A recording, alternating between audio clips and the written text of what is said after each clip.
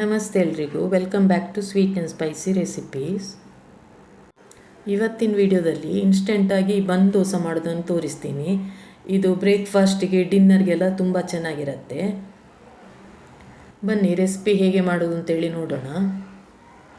ಮೊದಲಿಗೆ ಒಂದು ಮಿಕ್ಸಿಂಗ್ ಬೌಲಿಗೆ 1 ಕಪ್ನಷ್ಟು ಉಪ್ಪಿಟ್ಟು ರವೆ ತೊಗೊಂಡಿದ್ದೀನಿ. ಚಿರೋಟಿ ರವೆಯನ್ನು ಸಹ ತೊಗೊಳ್ಬೋದು. ನಂತರ ಅರ್ಧ ಕಪ್ನಷ್ಟು ಸ್ವಲ್ಪ ಹುಳಿ ಇರುವಂಥ ಮೊಸರು, ನಂತರ ಅರ್ಧ ಲೋಟದಷ್ಟು ನೀರು ಸೇರಿಸ್ತಾ ಇದ್ದೀನಿ. ಈಗ ರವೆ ಮೊಸರಲ್ಲಿ ಚೆನ್ನಾಗಿ ಬೆರೆಯೋ ಥರ ಮಿಕ್ಸ್ ಮಾಡಿಕೊಳ್ಬೇಕು. ನೋಡಿ, ಮಿಕ್ಸ್ ಮಾಡಿದ ನಂತರ ಇಷ್ಟು ತೆಳುವಾಗಿದೆ. ಇದನ್ನು ಇವಾಗ ಸ್ವಲ್ಪ ಹೊತ್ತು ಹಾಗೆ ಇಡಬೇಕು. ನಾವು ಒಂದು 10 ರಿಂದ 15 ನಿಮಿಷ ತನಕ ಹಾಗೆ ಮುಚ್ಚಿಡ್ತಾ ಇದ್ದೀನಿ. ಅಷ್ಟರಲ್ಲಿ ಇದಕ್ಕೊಂದು ಒಗ್ಗರಣೆ ರೆಡಿ ಮಾಡಬೇಕು. ಅದಕ್ಕೊಂದು ಫ್ರೈಯಿಂಗ್ ಪ್ಯಾನ್ಗೆ 2 ಸ್ಪೂನಷ್ಟು ಎಣ್ಣೆ ಹಾಕ್ತಾ ಇದ್ದೀನಿ. ನಂತರ 1 ಸ್ಪೂನಷ್ಟು ಸಾಸಿವೆ, 1 ಸ್ಪೂನಷ್ಟು ಕಡಲೆಬೇಳೆ, 1 ಸ್ಪೂನಷ್ಟು ಉದ್ದಿನಬೇಳೆ. ಇದನ್ನು ಸ್ವಲ್ಪ ಹೊತ್ತು ಹಾಗೆ ಫ್ರೈ ಮಾಡ್ಕೊಳ್ಳಿ, ಸ್ವಲ್ಪ ಕಲರ್ ಚೇಂಜ್ ಆಗಬೇಕು. ನಂತರ ನೋಡಿ, ಅರ್ಧ ಸ್ಪೂನಷ್ಟು ಜೀರಿಗೆ ಹಾಕ್ತಾ ಇದ್ದೀನಿ. ಹೀಗೆ ಪ್ರತಿಯೊಂದನ್ನು ಒಂದು 5 ರಿಂದ 10 ಸೆಕೆಂಡ್ ತನಕ ಫ್ರೈ ಮಾಡಬೇಕು. ನಂತರ 2 ಈರುಳ್ಳಿಯನ್ನು ಚಿಕ್ಕದಾಗಿ ಕಟ್ ಮಾಡಿ ಸೇರಿಸ್ತಾ ಇದ್ದೀನಿ. ಇದು ಸ್ವಲ್ಪ ಬಾಡಬೇಕು, ಅಲ್ಲಿ ತನಕ ಫ್ರೈ ಮಾಡ್ಕೊಳ್ಳಿ. ನೀವು ಸ್ವಲ್ಪ ಖಾರ ಬೇಕಂದರೆ ಹಸಿಮೆಣಸನ್ನು ಕಟ್ ಮಾಡಿ ಸೇರಿಸ್ಬೋದು. ಈರುಳ್ಳಿ ಬಾಡಿದೆ, ನಾನು ಸ್ಟವ್ ಆಫ್ ಮಾಡಿ ಇದನ್ನು ಸ್ವಲ್ಪ ಹೊತ್ತು ಹಾಗೆ ಇಡ್ತಾ ಇದ್ದೀನಿ. ಇವಾಗ ನಾವು ನೆನೆಸಿಟ್ಟಿರುವಂಥ ರವೆಯನ್ನು ರುಬ್ಬಬೇಕು. 15 ನಿಮಿಷದ ನಂತರ ನೋಡಿ, ಇಷ್ಟು ದಪ್ಪ ಆಗಿದೆ. ಇದನ್ನೀಗ ಮಿಕ್ಸಿ ಜಾರಿಗೆ ಹಾಕ್ತಾ ಇದ್ದೀನಿ. ಇದಕ್ಕೆ ನೀರು ಸೇರಿಸದೇನೆ ರುಬ್ಕೊಳ್ಬೇಕು, ನಯ ರುಬ್ಕೊಳ್ಬೇಕು. ನೋಡಿ, ರುಬ್ಬಿದ ನಂತರ ಒಂದು ಮಿಕ್ಸಿಂಗ್ ಬೌಲಿಗೆ ಹಾಕ್ತಾ ಇದ್ದೀನಿ. ಇದಕ್ಕೆ ನಾವು ಫ್ರೈ ಮಾಡಿಟ್ಟಿರುವಂಥ ಈರುಳ್ಳಿಯನ್ನು ಸೇರಿಸಬೇಕು.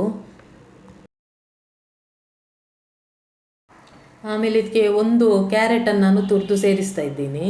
ನಂತರ 2 ಹೆಗ್ಗೆಯಷ್ಟು ಕರಿಬೇವು ಸೊಪ್ಪು, ಸ್ವಲ್ಪ ಕೊತ್ತಂಬರಿ ಸೊಪ್ಪನ್ನು ಚಿಕ್ಕದಾಗಿ ಕಟ್ ಮಾಡಿಕೊಂಡು ಸೇರಿಸ್ಕೊಳ್ಬೇಕು. ಹೀಗೆಲ್ಲವನ್ನೊಮ್ಮೆ ಮಿಕ್ಸ್ ಮಾಡ್ತಾ ಇದ್ದೀನಿ. ನೀವು ಬೇಕಂದರೆ ಇದಕ್ಕೆ ಕ್ಯಾಬೇಜ್, ಕ್ಯಾಪ್ಸಿಕಮ್ ಯಾವುದನ್ನು ಬೇಕಾದರೆ ಚಿಕ್ಕದಾಗಿ ಕಟ್ ಮಾಡಿಕೊಂಡು ಸೇರಿಸ್ಕೊಳ್ಳಿ. ನೋಡಿ, ಎಲ್ಲ ಮಿಕ್ಸ್ ಮಾಡಿ ಆಗಿದೆ. ಹದ ನೋಡ್ಕೊಳ್ಳಿ, ಇಷ್ಟು ದಪ್ಪ ಇರಬೇಕು.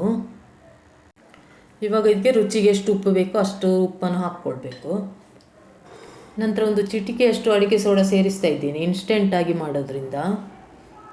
ಈಗ ಒಂದು ಸಲ ಚೆನ್ನಾಗಿ ಮಿಕ್ಸ್ ಮಾಡ್ಕೊಳ್ಳೋಣ. ಇದು ಮಿಕ್ಸ್ ಮಾಡಿದ ನಂತರ ಸ್ವಲ್ಪ ಹಗುರಾಗತ್ತೆ ಹಿಟ್ಟು. ನೋಡಿ, ಈ ರೀತಿ. ನಿಮಗೆ ಉಬ್ಬಿ ಬರಬೇಕಂದ್ರೆ ಸ್ವಲ್ಪ ಅಡಿಕೆ ಸೋಡಾ ಸೇರಿಸಬೇಕು. ಅಡಿಕೆ ಸೋಡಾ ಸೇರಿಸೋದಿದ್ರೂ ಪರವಾಗಿಲ್ಲ, ಹಾಗೆ ಬೇಕಾದ್ರೆ ಮಾಡ್ಕೊಳ್ಳಿ. ನಾನಿದನ್ನು ಅಪ್ಪಂ ಕಾವಲಲ್ಲಿ ಮಾಡ್ತಾಯಿದ್ದೀನಿ. ಅದಕ್ಕೀಗ 1 ಸ್ಪೂನಷ್ಟು ಎಣ್ಣೆ ಹಾಕ್ತಾಯಿದ್ದೀನಿ. ಒಂದು 2 ಸ್ಪೂನಷ್ಟು ಹಾಕಿ ಪರವಾಗಿಲ್ಲ, ಚೆನ್ನಾಗಿರುತ್ತೆ. ನಂತರ ಸ್ವಲ್ಪ ಹಿಟ್ಟು ಒಯ್ತಾ ಇದ್ದೀನಿ, ಒಂದು 2 ಸೌಟಷ್ಟು. ನೀವು ಆಪಂ ಕಾವಲಿ ಇಲ್ಲಾಂದರೆ ಇದೇ ಹಿಟ್ಟನ್ನು ಪಡ್ಡು ತವದಲ್ಲಿ ಕೂಡ ಮಾಡ್ಬೋದು. ಈಗ ಇದನ್ನು ಮುಚ್ಚಳ ಮುಚ್ಚಿ 5 ರಿಂದ 6 ನಿಮಿಷ ತನಕ ಕಡಿಮೆ ಉರಿಯಲ್ಲೇ ಬೇಯಿಸಬೇಕು, ಇಲ್ಲಾಂದರೆ ಒಳಗಡೆ ಎಲ್ಲ ಹಸಿಯಾಗಿ ಇರುತ್ತೆ ಹಿಟ್ಟು.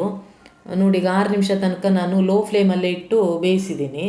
ಇದಕ್ಕೆ ಮೇಲ್ಗಡೆನೂ ಸ್ವಲ್ಪ ಎಣ್ಣೆ ಹಾಕಿ ಮಗ್ಚಿ ಇನ್ನೊಂದು ಬದಿನೂ ಒಂದು 3 ರಿಂದ 4 ನಿಮಿಷ ತನಕ ಲೋ ಫ್ಲೇಮಲ್ಲೇ ಬೇಯಿಸಬೇಕು. ನಿಮಗೆ ಇನ್ಸ್ಟೆಂಟಾಗಿ ದೋಸೆ ಬೇಕಂದರೆ ಇದನ್ನೊಮ್ಮೆ ಟ್ರೈ ಮಾಡಿ, ತುಂಬಾ ಚೆನ್ನಾಗಿರುತ್ತೆ. ಮೇಲ್ಗಡೆ ಎಲ್ಲ ಕ್ರಿಸ್ಪಿಯಾಗಿ. ನೋಡಿ, ಈ ರೀತಿ 2 ಬದಿಯನ್ನು ಚೆನ್ನಾಗಿ ಬೇಯಿಸಬೇಕು, ಕಡಿಮೆ ಉರಿಯಲ್ಲೇ ಇಟ್ಕೊಂಡು. ಇದೇ ರೀತಿ ಎಲ್ಲ ದೋಸೆಯನ್ನು ಮಾಡಿ ನಾನು ತೆಗಿತಾ ಇದ್ದೀನಿ.